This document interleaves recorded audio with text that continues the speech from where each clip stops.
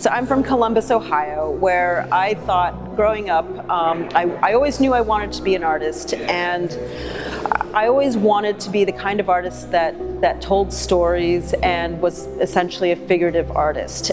But coming from that place, I didn't have anything, I felt like I didn't have anything interesting to talk about. And I wanted to get to New York, and I wanted to be a part of the world. I wanted to be a part of the art world. And I even knew, even as a young girl, that you know, most of the work was done abstractly, that, you know, figurative painting wasn't really current. And I had almost wished that I had been born in a different time. And I started to find my way through making artwork. I went to graduate school and I started making abstract paintings, and then just sort of finding images, but not being terribly happy with them. The cartoon things would kind of pop out. But then I had this day job doing fabric design, and I realized that the fabrics I was making, you know, Budman on a boxer short pattern, was far more interesting than anything that I was making in the studio.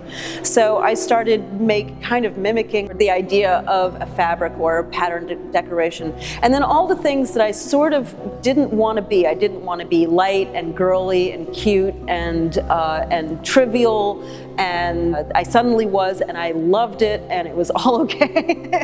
And I had an immediate sense of relief. I could tell stories, and I just knew that I was on the right track for making something that was important to me. That I could now, if I wanted to, I could pursue, you know, what you might call the inner world. I could sit down and I could look for images that I wanted to paint, and that they could look a certain way, they could feel a certain way, that they could have that feeling of childlike wonder, and then I could bring it forward. So it was sort of like the search for what was going on inside. What are the images that mean something to you? So if I'm talking about something like that's kind of peaceful, or something of an awakening of the birds coming, and the first sound of the birds in the morning, that I could take that feeling and I could flesh it out and make a beautiful painting of it.